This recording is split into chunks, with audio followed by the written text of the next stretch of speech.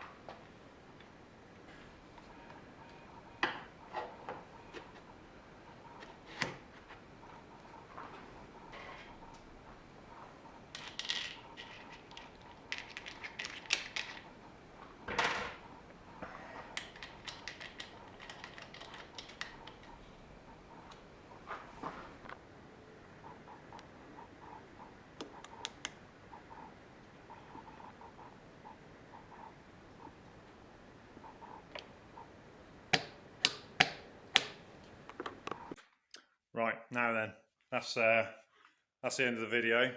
You'll be glad to hear. Bottom bracket's done. As you saw, I took the paint off that, faced it all. That was actually, one side was fairly far out, the other side wasn't too bad, but you've got to face it to find out with those. You can't really tell otherwise, unless it's mega bad and the cranks physically won't go in and out of the bottom bracket, or it's wearing bearings out prematurely. But you find out the hard way doing that. So obviously, this is a new bike, and the customer wants it as good as it can be. So we're going to, do what we can. So that's been done. That needed to be done. The headset as well. I only showed you the top cut being done because the bottom's exactly the same, just to up the other way. Top one was actually pretty bad. The bearing seat was out by a fair bit, to be honest. I thought I was going to have to put like a micro spacer in to replace the material which I'd taken away, but it's not as bad in the end. To be fair, the seal actually fits a bit better now. But I had to bring that square. It was a little bit undersized as well, so it just skimmed the walls off. Most of that undersizing was the overspray from the paint job. The bottom had more overspray, but the seat was actually pretty much dead square, so it's kind of good in some ways and not in others. But either way, they're now perfect. The bearings almost kind of like snap into position nicely. There's no slop really. It's good fit. Lashings of grease. So I put loads of waterproof grease on there. I use, just turn this around. It's pretty grubby, but I need some new tubs. These are pretty much empty. Cyclone sealing paste and the MTB grease. Both of those are very waterproof. The sealing paste is more, as it says, really, and the MTB grease is almost like you can pressure wash it pretty much, and it won't come off. That's really tacky. But in the video, it doesn't look like I put much on, but there's a fair bit on there. You wouldn't want to put much more on. So done that. Bottom bracket, going back to that, put copper grease on the threads. I've used it for years. There is other options out there. Some anti-seize grease is more expensive. I don't know. They go into the kind of chemical product of it a lot more. But I've used copper grease for years. It's cheap. It does the job. I don't have to pass any extra charges on the customers. So put a load of that on the threads. Torqued it all up. Waterproof grease on the axle. Didn't actually have anything really on the axle when I took it out. So that's why it was binding, and you saw I had to give it a little tap with the nylon hammer just to help it out. But yeah, that's all done. The disc mounts, I mentioned I might have to face those. I've had a look and the surfaces look dead flat. Can't see any kind of issues at all with those. The pads are dead square on the disc when you apply the brake. They feel great. I'm just going to kind of burp the leaves a little bit or pop bleed them, just to get any kind of little last bits of air out, but they feel incredible, to be honest. So the brakes mount square, so I'm not going to upset those by reaming them, facing them. Sorry, not reaming, facing them. I'm going to leave them alone. There's not actually any real paint over them either. It's it is, but it's not like really thick like some of these frames are. They kind of really cake it on. Over the disc mounts, but this is quite thin and lovely and square, so we're not going to do those. I am just going to check brakes, as in fine tune them, check everything's tight. I might grease the bolts as well, check the gears, check the mech hanger, get all them sorted out. Going to check the sealant. I can't think there's much sealant in there. Usually these shops are pretty stingy with sealant. It's kind of bare minimum. They don't really want to hold air either, so I'll be surprised if there's actually any in there. But anyway, we're going to do that. Give the bike full torque through, make sure everything's up to spec, and then when it stops raining, take it for a ride. So sometimes they act differently on the road. So they, they sometimes act differently in the stand, is what I'm trying to say. And you get out on the road and they can shift gear slightly differently under load and things like that. So it's always good to test ride them when it's not raining. So, and then I'll be phoning the customer and he can come pick his new bike up. Hopefully I don't get too muddy or dirty on the ride. I'll have to give it a wash down. Anyway, that's the end of it. It's cringe to say, but subscribe. You never know, I might go out and earn some money one day out of it. Good luck.